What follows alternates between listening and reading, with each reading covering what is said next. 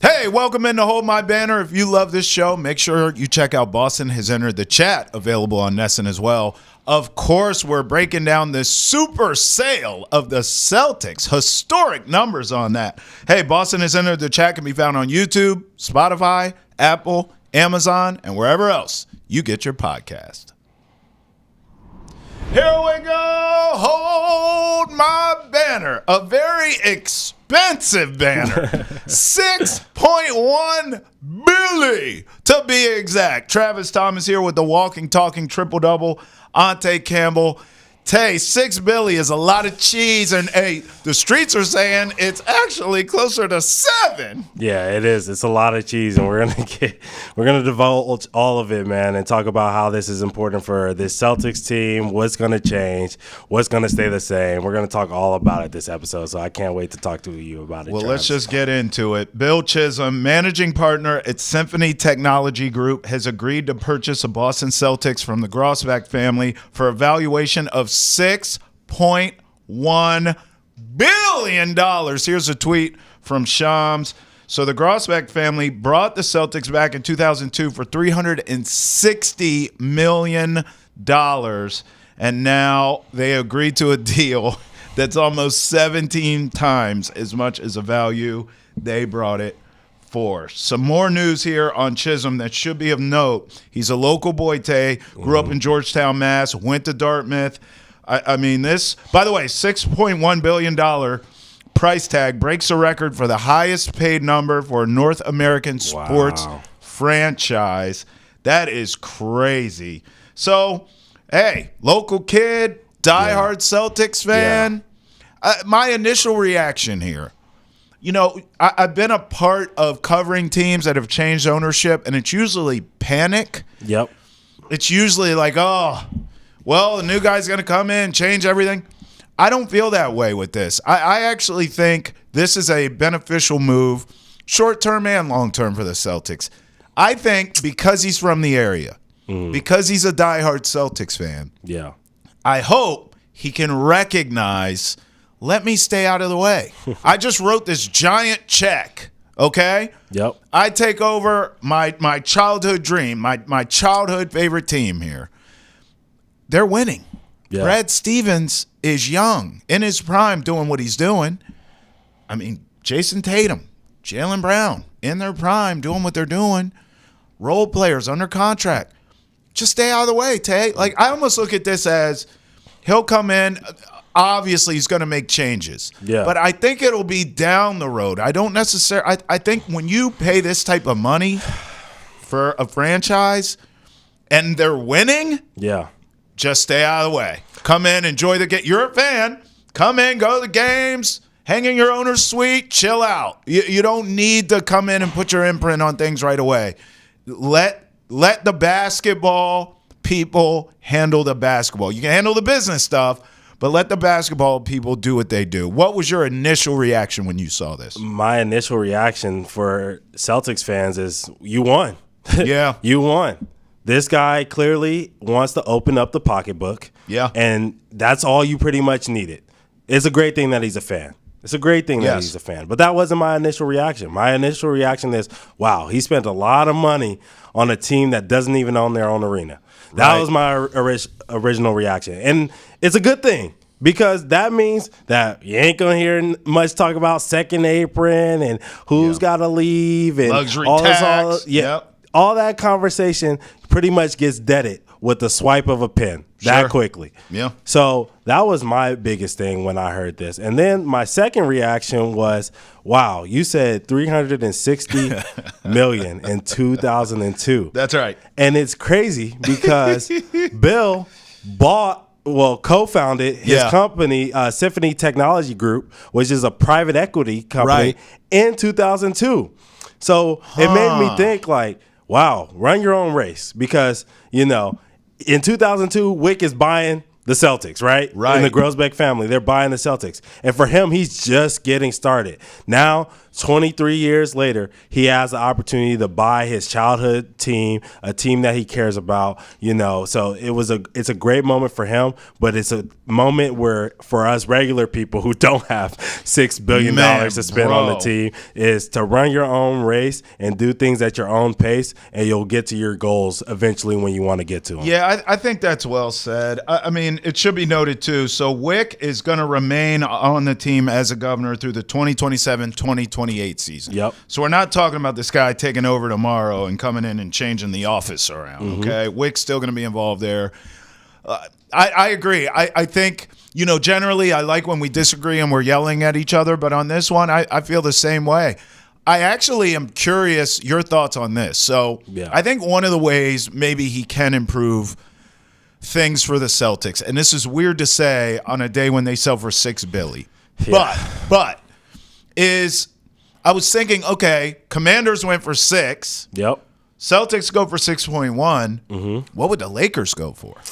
And the reason I bring that up is because at the top of the pecking order in sports, we know the teams. Yeah. Boston has 2 of them. Yeah. You have the Celtics. You have the Red Sox.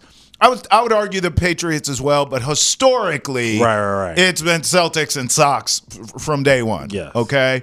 And I'm talking in all of sports. Yeah. But I'm looking at like Yankees, Lakers. Like it is different stratospheres. Cowboys. I'm like, if I'm him, I'm thinking, how do I get the Celtics beyond that level, even above them? Because we're not far off. How do I get them above that globally? Right. How can I grow the brand globally? How can I turn this 6.1 I just spent into, how can I double that down the line? And it's by building a bigger brand. Does that make sense? I think the basketball stuff, let it kind of take care of itself for now. Once he takes over, they're still in that window. Yeah. But I would try to grow the brand globally because in terms of the brand, it's history. Yeah. Bill Russell and Cousy and Bird. And obviously you're winning now, so you're building onto that legacy.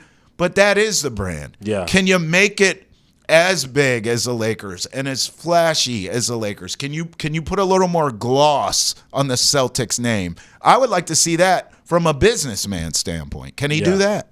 Yeah, I mean, it's a good point because, I think with the Red Sox have that international flavor, right? Yes. Lakers, Dallas, Cowboys, Yankees. Right. You see the hats, you see those logos when you go to different countries across the water and all of that type of stuff. What you don't see as much of is that Celtics brand just yet. Right. But you know what can get that done? What? Is getting a new arena, having people come into your arena and making their influence and your influence immediately upon them, right? So whenever you go to Fenway, you know how it feels. Whenever you go to Yankee Stadium, you know how it feels. When you go to Jerry World, you know how it feels. And when you go to Staples Center, which I will never call Crypto Arena. It's Staples. You know how that feels, and it feels different from every other experience in the league, right? That's true. TD Garden is a special place, don't get me wrong. But they don't own that property, so it doesn't always feel Celtics when you walk in, right? Yeah. You know what I'm saying? It just feels like, what is the truth? That the Celtics are renting it out. You know what I'm saying? It's like it's its own thing. It's TD Garden. Right. It's its own thing. It's its own thing. The Bruins and the Celtics happen to play there. Right, exactly. So that makes sense. But when you think Staples, when you think Jerry World, when you think all those other places, you think those brands. You think Lakers, you think Cowboys, you think Red Sox. You know what I'm saying? Yeah. So I want them to be able to be in a spot like that where they can call it home.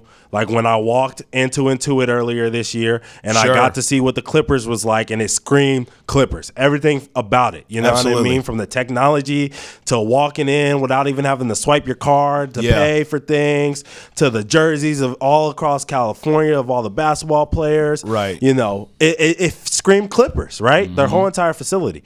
That's what I want for the Celtics, and I think that's what could get this brand to the level that you're speaking of. Man, the business side. I mean, it feels good for us to talk about this on this show because we're so in the weeds all the time of the X's and O's and even what the players wear on this show, right? Which we are going to do later, both. Yes. But it is refreshing to kind of talk about the business side of this because I think you're right. I want to play a little devil's advocate and push back slightly. All right, fair. You build your own building, great, but it's not going to be in the heart of the city like TD Garden is. Yeah. And some of that connectivity with your fans and that brand. Now, we're talking building global. Yeah. Okay, but you still got to take care of people right here, right? Yep. And he's from here. Yeah. So I'm like, where are you going to go? I mean, you're right. We're going to have to drive to this thing. Some people are complaining. Yeah. Yeah. You know, Foxborough, we know the tragedy that goes down there. We know getting in and out of there. We're going to a concert there. Right. We know the tragedy of Foxborough. We're and how trying to plan that now. Right. How are we getting in and out? Right. So we know that. But what I do know about a lot of people in Boston and Massachusetts as a whole is that, yes, Boston is the hub, right? Right. But there's a lot of different places that feel like Boston is their home. And there's a lot of people that travel, commute. A lot of people here at Nesson commute. Yeah. You know what I mean? Every single day to come into the office. You know what I'm saying? And so this city is not adverse to traveling. Sure. They're not adverse to seeing winning teams. Yeah, if we're going back to 2012 when the Celtics were not very good, then it might be hard for people to travel. You know what I mean? Right. But people were packing out Gillette with no problem when Tom Brady was in there. So as long as the Celtics are willing to spend the moolah to have the cachet names and players here in Massachusetts, I won't even call it Boston because there's no way they can get a stadium in Boston. Yeah. You know what I'm saying? But in Massachusetts, somewhere near Boston, who knows? Maybe it is in Watertown. We know the practice facility is in Brighton. You know, maybe they put it in Watertown, Waltham, something like that. There's land adjacent. Yeah, there's land. You know what I mean? Adjacent. Then there could be a Celtics team that's still calls Boston, outer Boston, but Boston, the home. But it's not necessarily right smack dab in the middle. Yeah, listen, that was just playing devil's advocate because I think ultimately, if I'm the owner, I can really set my legacy up with two moves. Yeah. Number one, well, I guess three. One, pay, make a record for how much I paid for the team. So check. Yes. He wrote the check. He gets that box checked, okay? Yep. The second one would be kind of what I was saying earlier. Stay out of the way. Let's get more titles here while that window's open. Their window's still open. Let's squeeze out some more titles, as many as we can. Yeah. And then the third one would be so you had the titles check, however many that ends up being. Yep. And then the last one is to get your own building. Yeah. And you can accomplish all of those things that we just said within 10 years. Well, I guess it depends on the lease. The lease with the Garden, I think, is 12, I read. 10 or 12 years. Right. So at the end of that, you move to a new building. Yeah. Check. And then you have a choice. Right. Because you're a fan, you're from the area. Grousbeck family cared about this team too. Yeah. But they cashed out. They did. Okay, so let's, for the sake of this combo, you come in, you break a record for the most money spent on a team in North American sports. Yeah. You keep winning titles. You keep a winning tradition, which isn't hard because Brad Stevens is right there. Right. Jason Tatum's right there. Jalen Brown, just stay out of the way, keep it going, okay? And then the third thing, you get your own building. You can cash out if you want, legacy intact. Yeah. Or you're a fan. They say he has like encyclopedia-style knowledge of the history and all that. Yeah. Maybe he wants to be here for 20, 30 years, whatever it is. Right. You own it. Do what you want. But your legacy is intact, in my mind, with those three things. 100%. And look, I can't forget to mention this. Because if he does have to put a stadium outside of the closer areas in Boston and all this other stuff, because I'm telling you, every owner is going to want to have their own stadium eventually, right? Sure. He will be able to kind of maybe influence and take some of those dollars because, like I said, the checkbook is long with this dude. He's spending money. Facts. He might be able to influence Boston to, improve some of those T-rails, extend some of them out, make a new line so to get to the places. Now. You politicking. And then if he does that, I can tell you the people of Boston will love him for improving the tee because it sucks right now. I'm telling you, I avoid it like the plague.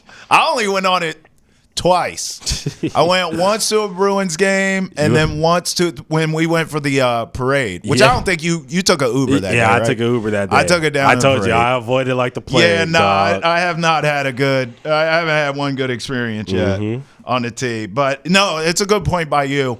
In fact, you sound a lot like a politician. If there is a Campbell Thomas ticket, that is change you can believe in for Boston. Okay? Yeah. Vote for us. Ching!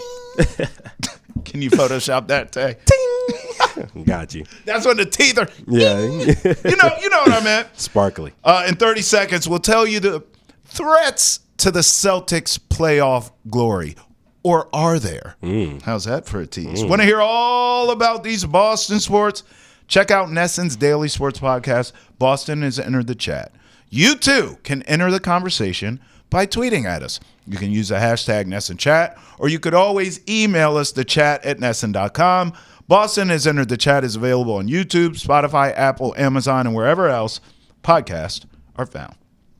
All right, now, as you look around the league, you have the Eastern Conference, you have the Western Conference, and we've been trying to kind of figure out all season who's the real threats to the Celtics. Now, we have had several heated debates on this show. Yeah, we have.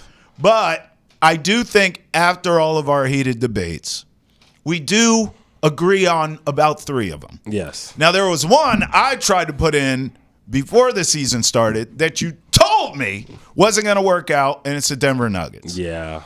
Now, you still have Jokic. And when you have Jokic, all of a sudden, Jamal Murray looks like he can play basketball. So if both are healthy in the playoffs, you never know. Yeah. But they're so bad defensively, I've come off of that. Yeah.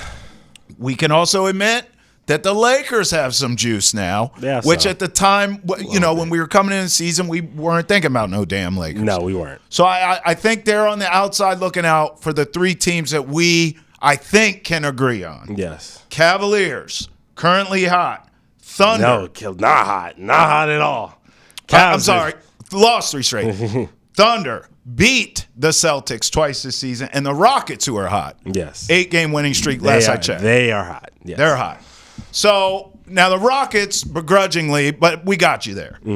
As you look at these teams, who's the biggest threat? Let's rank them. Let's go 3-1 for the sake of the drum.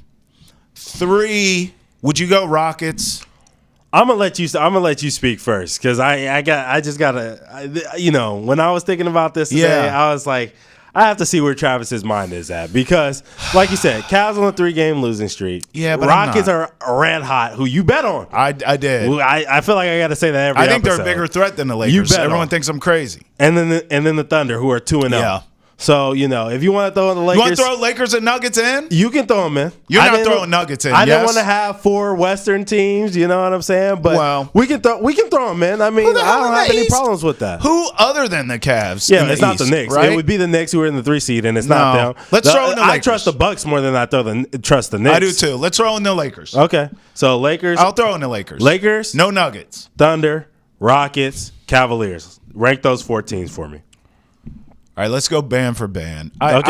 Listen, I am Mr. Rockets on this show. Yep. On who can beat the Celtics in the 7-game series. Biggest threat in your mind. I'm still – I know you guys think I'm crazy with this, except in Houston where I'm sure they agree. I'm going to put the Lakers 4th. Okay. I'm going to put the Lakers 4th. I love Luka, but I watched Luka lose to this exact same team with a better team around him last year. That Mavericks team was better than this current Lakers team because they had more options.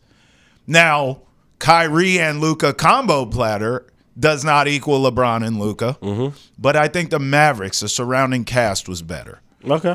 So now you're telling me, okay, I get Luka again, this time with LeBron, arguably the greatest player of all time, but he's a little long in the tooth, not quite the same prime Bron. Worse supporting cast. I like JJ Redick. Think he's done a tremendous job. Mm-hmm. I trust Ime Udoka in the playoffs more. Yeah. I've seen him get to a finals. So I'm going to go Lakers fourth here. That's my case against you because I know you're going Rockets fourth. Of course. Duh. I'm not dumb. Like, I'm sitting here when I look at this, I'm like, okay, how many games are all four of these teams losing to the Celtics? You had to say duh. Duh. How many games are all four of these teams losing to the Celtics in? That's what I'm looking at. I'm looking at this because we both think the Celtics are repeating. Yes, right? yes. Even still to this day, we both agree on that. Yeah, for sure. Okay. This is just biggest. Who can push them? Right. So that's what I'm thinking in terms of games. I don't care about how close the game is. Okay. I don't care about who makes them think the most. Right. If it's 4 or if it's 5 or if it's 6 or if it's 7. Right. That's what I'm trying to figure out. And the Rockets would win 0 games against the Celtics in a playoff series. 0. Why you so they are to 0 fourth. So hard? 0. None. Zilch. None. All right. So Aaron Holiday. All right. None. All right. Jason Tatum. 0. Okay. What about, so who would you have before them? Who would you have third? Third is the Lakers. All right. Third is the Lakers. So where does flip-flop in the Lakers would win 1 game against the Celtics in a playoff series. So 1. 5. All right. 5-game series. Gentlemen. Bron, Luka, they both go off 1 game in LA. Luka, Kyrie gave him 1. So Bron, Luka give him 1. Right. That's not a problem. Right. 1. That's it. All right. So we flip-flop there. Let's see what we do for 1 and 2 here. All right. Who you got for 2? I think I'm going Thunder, bro. We're going to disagree on this. I already knew it, and it's probably why you made it a topic. I'm going to go Thunder. Listen, again, in a lot of ways, I think this could look like the Mavericks last year 2.0 too. The Thunder, more so, they're more dependent. At least the Mavericks had 2 guys. I think the Thunder are completely dependent on SGA. Not a bad bet, clearly. He's going to be the MVP for my money. But at the same time, never been to a finals, young team, still coming together. And then SGA, it's not like he's some veteran who has a bunch of rings, Tay. He's going to be on that same stage too, trying to figure it out. Listen, you're talking about how many games a series will go? Yeah. Thunder can win a game. I think that series is 5-2. They swept them in the series. That's regular season. That's series. Regular season. And they weren't healthy in either game. It's regular season. They weren't healthy in either game. They missed Chet, their third option. Well, and can you count on Chet? And Jalen Williams, an all-star. That's part in the second game. You can't even count on Chet. The Celtics were healthy in both games, and you think that they can only get 1? Yeah, I think it's a big difference between regular season basketball and postseason basketball. 100%. One of it's physicality. 100%. And I think the Thunder learned their lesson last year when they lost to the Mavericks. Yeah. I think they learned their lesson. So to sit here and now say like, oh, okay, physicality is going to be an issue, like, if anything, SGA should be getting more calls probably. I know people hate to hear that. We'll see it. We'll see. But he gets to the basket so easily, and everybody just throws their body at him, and people get mad because the one foul that he flops on in the mid-range, and he got a flop because dudes are holding him and grabbing him. So, and he's not getting the call when he gets to the rim. Well, if you're not getting the call in the regular season, what the hell do you think happens in the playoffs? The refs and he's still getting 50. He's still. However, if you get into a series against Oklahoma City Thunder, and the refs are swallowing whistles on that. Yeah. Your entire game plan is that guy can't beat us. The Thunder can beat us, but we cannot allow this man to beat us. The Thunder would have home court advantage, too, in this potential series. Now, they do. I will give you this. That is a real home court advantage. Right. That's where I put a lot of respect on the Thunder's name. Game 1 and 2 are going to be in OKC, and you think they're not taking one of those? Well, I tell you what. They already came into Boston and took the heart. Let's go there. Game 1 for them. If this is a finals. Yeah. Game 1 for the Thunders must win. Because I'm telling you right now, the champs coming to your house, as raucous as that place is, as young as your team is, as inexperienced as your team is, as dependent as your team is on one guy to get it done and carry us home. Yeah. If you lose game one, brother, it is a wrap. I mean, the series is going to the Celtics. Don't get regardless. my animosity confused. I'm just trying to understand why you're putting the Thunder it's 5 games. In 5-game series with the Celtics after seeing them beat them twice. But that's fine. I got the Thunder at 2. I see that series as a 6-game series. I mean, at 1. I see it at 1. I see it as a 6-game series. The way I see this Cavaliers, I have them at 2. I believe this Cavaliers team is good. I also see it as a 6-game series. So, all right. I'm nitpicking. Yeah. But I think that Celtics are going to have 2 or 3 games where they just rout the Cavs. Yeah. You know what I'm saying? Like they're just going to have 2 or 3 of those games. There's going to be the dogfights, and the Cavs are still going to win a couple of games. And there might even be a game where the Cavs, beat the Celtics by 10+. You know what I'm saying? It might. Right. They're good enough to do that. Right. I'm not going to lie, I'm just saying that I think every single game with the Oklahoma City Thunder is going to be a tight battle, but the Celtics will walk out in 6. They will feel like they got stabbed after the game is over. You know what I'm saying? Knockdown, drag out. Right. But they're gonna win the joint. You know what I'm saying? It's going to be some Creed Rocky stuff at the end of the day. Have them on the ropes. Right. Look, bro, I'm just higher on this Cavs. I have been, though. I've been higher on this Cavs team than you have. Way higher. And I told you when they started the season and they were super hot and they jumped out to this, lead in the East, I told you then, I said, bro, I think it's sustainable because we all know how good the backcourt is. Like, Donovan Mitchell, when healthy, is one of the best in the game. We 100%. Already knew that. Garland is finally starting to not just scratch the surface. He's starting to live up to what he's capable of doing. So the backcourt is self-explanatory. And we also talked in the offseason about, okay, Kenny Atkinson's the guy now. Can he handle that? We liked him as a coach, but can he handle the pressure? And he's doing that. So check. Right. The difference, I think, the way we see things and why I'm higher on the Cavs than you, they have to be healthy. Because we saw this was an issue last year. Right, they weren't healthy, 100%. If Mobley and Allen are healthy, I just think it's a Celtics nightmare because you have Al Horford, who is older, still playing fantastic. Oh, man, I'll be hooping, Of course he does. And he shows up for big games every time. Of course he does. But Father Time's undefeated, and dealing with them 2 young athletic cats there, and Porzingis, who, I just said I don't trust Chet with OKC. Yeah. Fair. Okay, but they didn't even need KP last year. I'm just saying. And this is a better Cavs team. This is more about Mobley and Allen, but also neither were healthy. You have to look at the fact that they lost their last 3 games, which is why this conversation sparked for me in the first place. They lost 3 games to the Magic, who were talking smack. So the Magic were on the way out. Palos talking trash. I told y'all I was going to beat y'all. You just lost your 16-game winning streak, right? Yeah. At the crib.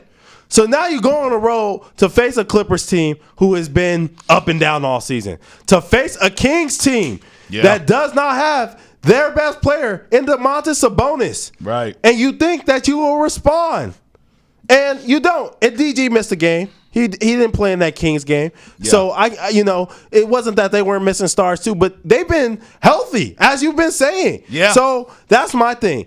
I saw them split with the Celtics, but I also saw an unhealthy Thunder team beat them twice. Twice. So that's why I'm saying, hey, when you're looking at the end of the season, these are important games for momentum. You want to be playing your best basketball going into April, right?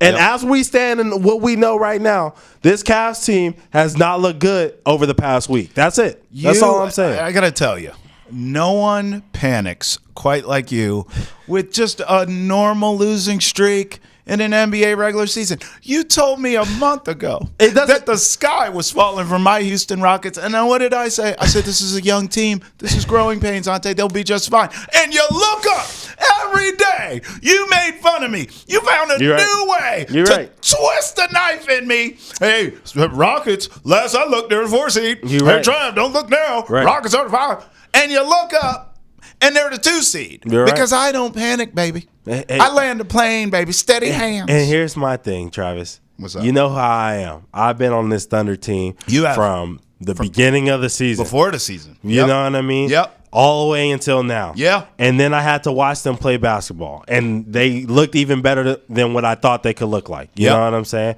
Mark Daigneault has done a great job with his team. He has. He's had plug and play. He's had no bigs at some times. He's had both bigs at some times. He's had neither wing defenders at times. He could coach, bro. He's been having, whoever in. He could coach. And they've won 57 games as we're recording this. 57, Travis, on their way to 60 plus. That's crazy. This is a team that learned from their mistakes. Last year, I was all with that. Young. They were the youngest number one seed in history. Right. Young.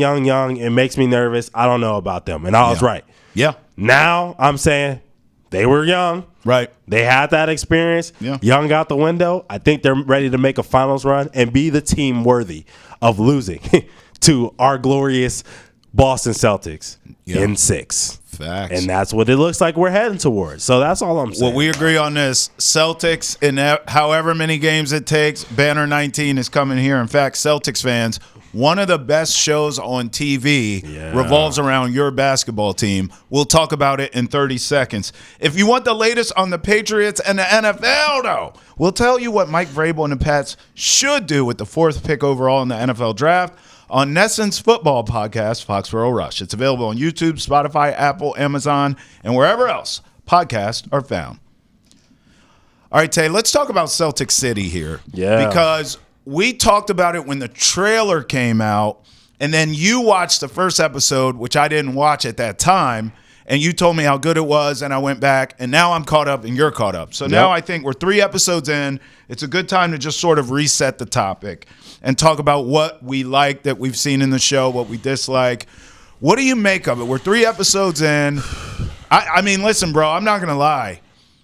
You know it's a really great show when you're all caught up on the episodes and you're like, I want to binge watch this. Yeah. In fact, I don't know if you remember this or not. When we first saw the trailer, I didn't even realize it was a series. I thought it was like going to be a movie. Right. So when I found out it was a series, I was like, this, I don't know. And I went into it pretty skeptical. Now that I'm in, I am hooked. Inject it in my veins, Tay, because it's so good. I think the linear way in which they're telling the story is smart, but you're still getting Jaylen Brown and Jason Tatum and present-day Celtics involved, but they took you all the way back to Kuzi and Russell and Havlicek and Red and the cigars. I'm learning so much not about the Celtics because from the outside looking in, I didn't grow up here. Right. But no matter where you grew up, everyone knows the Celtics brand. We talked 100%. About this earlier with the sale, right? Yep. So, of course, I know all these players, but I didn't grow up here. So it's not the same kind of gravitational pull as if you did. Watching this show and living here now, present day, Tay, and still covering a championship Celtics franchise, oh man, it almost channels it channels my inner Boston, which I never even knew existed. It almost makes you feel like you grew up here because you're getting the minutia, you're getting the details of all these legendary players and moments and stories that no matter where you're from, if you're a basketball fan, you appreciate about the Celtics. Yeah, 100%. You know, when I was sitting here watching these episodes, all I could think about, especially when we're learning about Bill, when we're learning about Red, is like how much of their growth as activists and trying to, you know, even with Red putting just Celtics on the front, like we don't represent Boston anymore, right? At the time, you know, because Boston was going through a lot of racial injustice and all this other stuff. So we're not about Boston, we're about the team. So he was really about, you know, promoting those guys to feel like, hey, like this is your team, your brand, you know, your organization, you know, even though we're here in Boston and we're dealing with a lot of these things and, you know, they don't want teammates to eat together at the same restaurants or stay in the same hotels and all this other stuff. Like when you come here and you put this jersey on, everybody around you, white, black, green, yellow, whatever color, you know what I'm saying, is all in together and we're going to do this thing together. It was a beautiful moment and it made me think like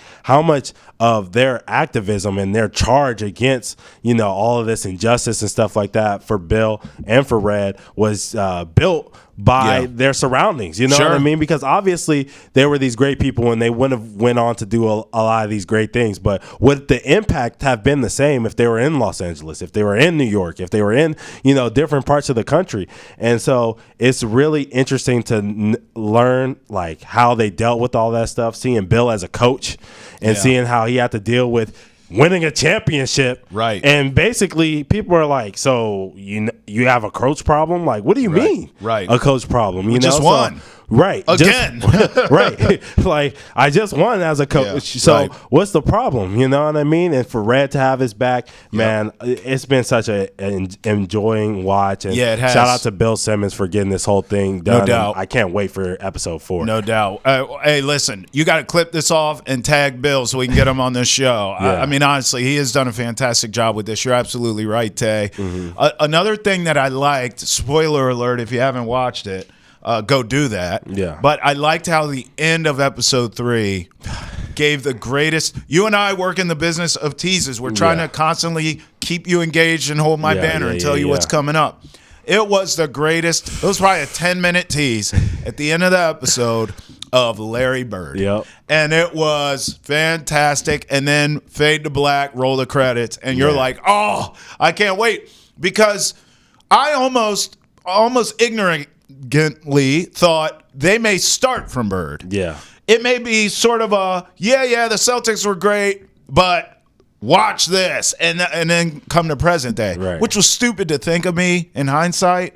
But again, I mean, for my generation, when I grew up, Tay, and getting a chance to watch him against Magic when I was a little kid, bro, I could not wait for the Larry Bird saga to begin on this show, and we're gonna get it in episode 4 and beyond. I'm excited to see Larry. I'm excited to see Len Bias. You know what I mean? Like, I want to hear about that and learn about that situation even more. See what film and what they have about the players talking about that situation, because I feel like we know, and especially you know what I mean. Being from the DMV, he played at Maryland, obviously, but I think it's always been kind of taboo, right? Because the NBA wanted to keep its image up, and it's one of those things that's a sad moment, right? In NBA history, where a player passes away, before they get the opportunity to be this great player that we thought they were going to be. So I'm excited for that. What I also love is like learning about like why Boston fans feel so connected with the Celtics. And when Bill's talking about people are hopping over him to storm the court in the finals, and getting in was $4. You know what I mean? It was like anybody could be in there, and when you got in there, it wasn't so much about this racism and all this other stuff. It was more just about the team and Boston and all this other stuff. So it's a crazy enjoying experience watching this. I'll tell you another thing I took away, and we're only, what we say, 3 episodes in. Red Auerbach, like, what an amazing, and obviously we already knew this, but he was before our time, right? But still, to see just how savvy and just fantastic he was, not only as a coach but an executive. It makes me think of Brad Stevens now, modern day. Now, completely different personalities. I mean, Brad Stevens, he's not, he doesn't have the same aura as Red. Right. But someone to go from coaching to the front office and then be just as good, if not better. I mean, that is fantastic. And the results are very similar right now. I mean, you have a Celtics brand of basketball, as we have learned. Passing, sharing the ball.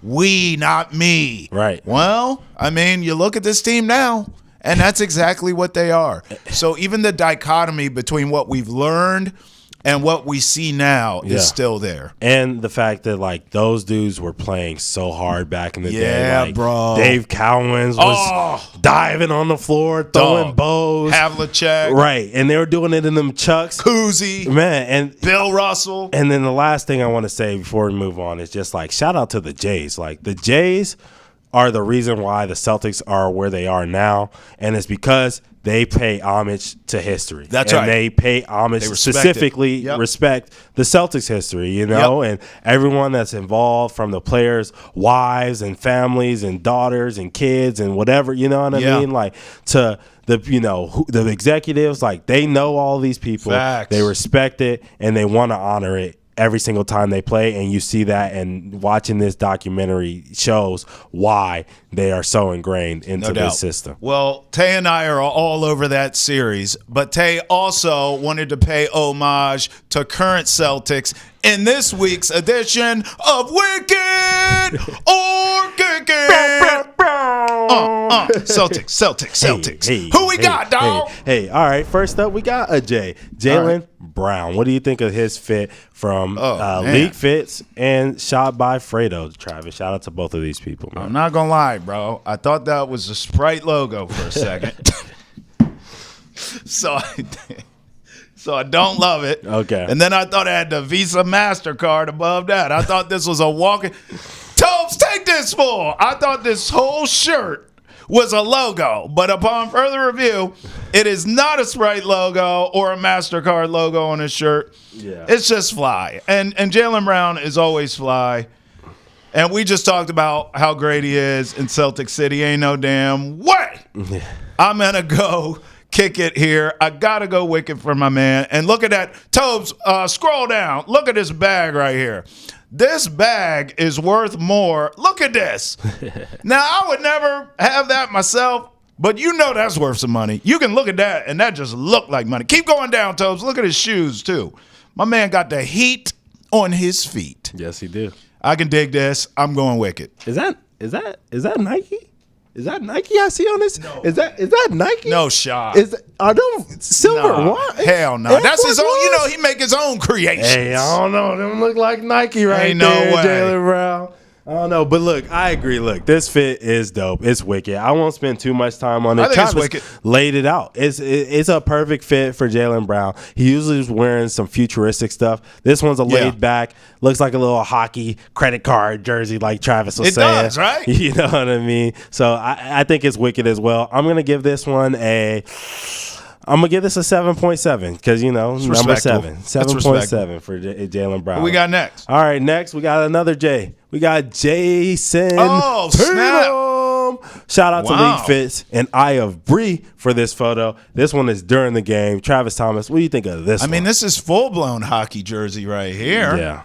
Nice little hockey sweater rocking right here. I don't know. Do you know who this team is? I have no idea. I don't think it's a real team. It's just a made-up. Is that somebody's logo? Sorry if I'm disrespecting, but I don't think it's a real team. I think it's some designer stuff. I was just about to say, like, we are not in the same financial lane. So not at all. We don't know what this is. Yeah. But I like the color combo. Mm-hmm. Whatever designer logo that is, much like I said with Jaylen Brown's bag, it looks like money to me. Yeah. This is an outfit I would wear, except I'd have like a Bruins jersey on. Call me crazy. But you couldn't wear this. What you mean? You're not 6'8" and built like a super soldier, dog. You couldn't wear this, dog. There's like so this is like an aesthetic thing. Yeah. He's got like the crop hockey jersey. I think you're too old for this one, dog. I'm sorry. Yeah. And not tall enough. Okay, so I don't meet the requirements. I'm sorry, dog. But despite the fact that I couldn't pull it off, I ain't no hater. I'm going Wicked. Yeah, you know, I love this one as well. I wish I could hate on it. I really wish I could because I got about a million jokes floating through my head on this one, but I actually like this fit, and I would definitely steal it out of his closet. You would catch me in his closet like the boogeyman. I'd be in there like. Now Tay is tall enough and young enough to pull it off. I'd be creeping around like the Grinch in his closet trying to get this outfit. I can't lie, dog. Hey, so whose closet do you think is better, Jaylen Brown's or Jason Tatum's? That's Tatum.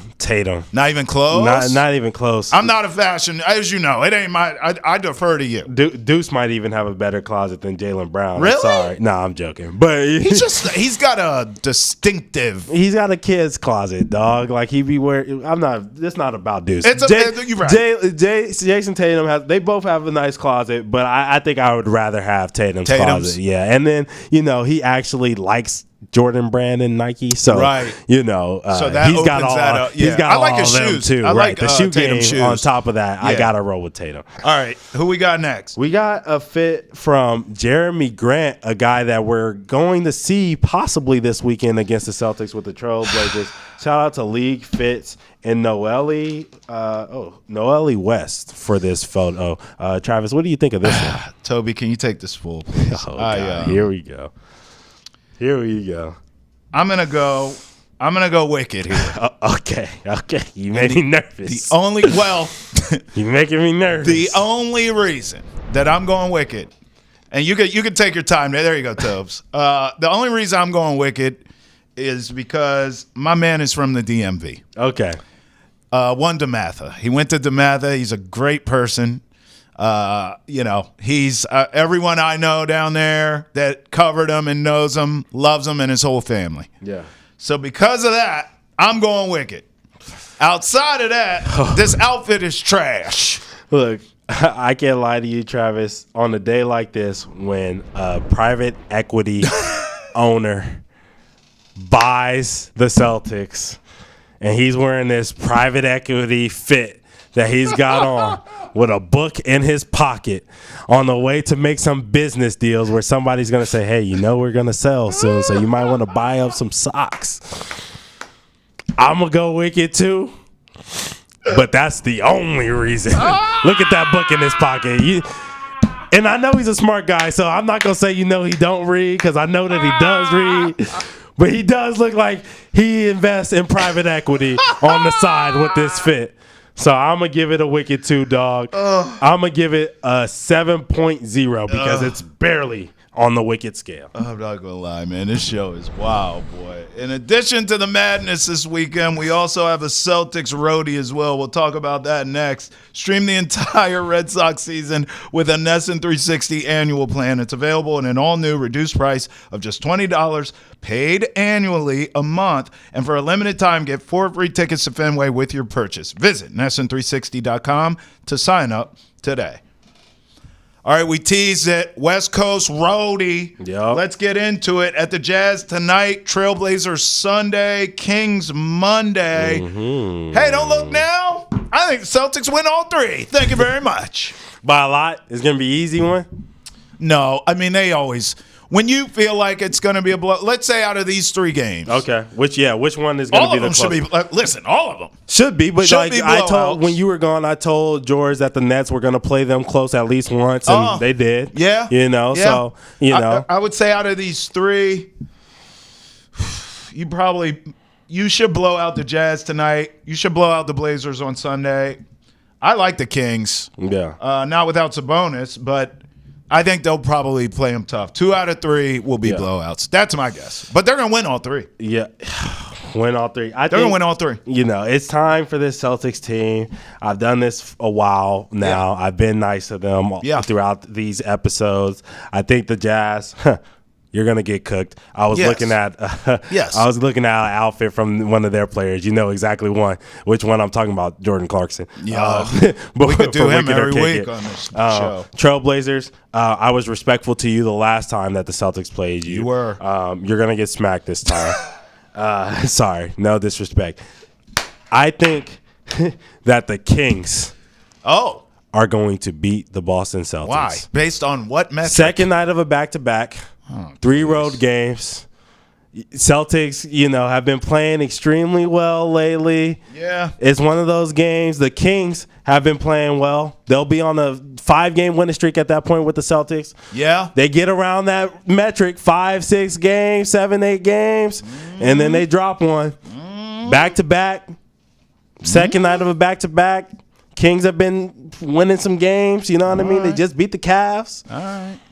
I'm gonna roll with the Kings on this one. I know Sabonis. I don't think he's gonna play in that one. I don't think so either. But and they're not the same team without him. I'm just predicting a Kings win. That's a close one. Okay, but it's that's what I'm saying. Well, I'm picking up what you're putting down, but I'm not going down that path with you. What I will do with the Kings, though, they are on my league pass game to watch as we get out of here. Okay. I'm going Bucks at Kings this weekend.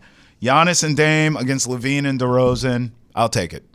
I'm good with it. I don't like the Kings as much as you do without Sabonis. Kings Bucks. It should be a good game. I still like them, and I told you. Remember when they got Levine? Yeah. I told you. I think at least this team is going to make the playoffs, and he'll get a chance to prove whether he's a true loser or not. Now, there's no guarantee they're going to make it. They're in that play-in-ville range, but you get Sabonis back. I actually like the Kings to get in the postseason. They're not going to beat anyone, but I think they're going to get in, and I think it's an individual tour for Zach LaVine to show, can I actually play well in the playoffs and change this narrative that I'm just a loser that scores a bunch of points? Yeah, all right. I mean, I'm okay with that game. I mean, if you're waiting for my game, is that what you're doing now? Are you going to do what you did to me last time? Do you actually have an NBA game? What are we doing? Oh. Hey,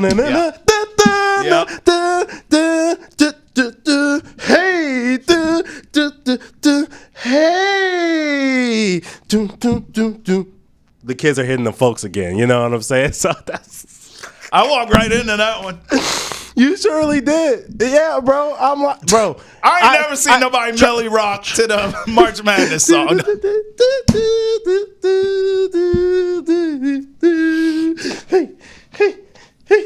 We are making Nesson history, ladies and gentlemen. No one has ever. Will never. Travis, I think if people go throughout this episode, they're just going to see me like this while you're talking. And it's all because I'm just staring at this here computer. Right now. This here computer. Watching March Madness. As I told you I would be doing. You got it on right now. We got a show to do. I'm watching right now, Travis Thomas. I hope your bracket is busted. You know, it's going to be perfect the next time you see me, dog. Perfect. Chef's kiss. For Ante Campbell and Travis Thomas. Enjoy the madness. Maybe not as much as Ante. And enjoy the Celtics roadie this weekend, which I will be watching. Till next time, hold our banner again, baby. Peace. Deuces.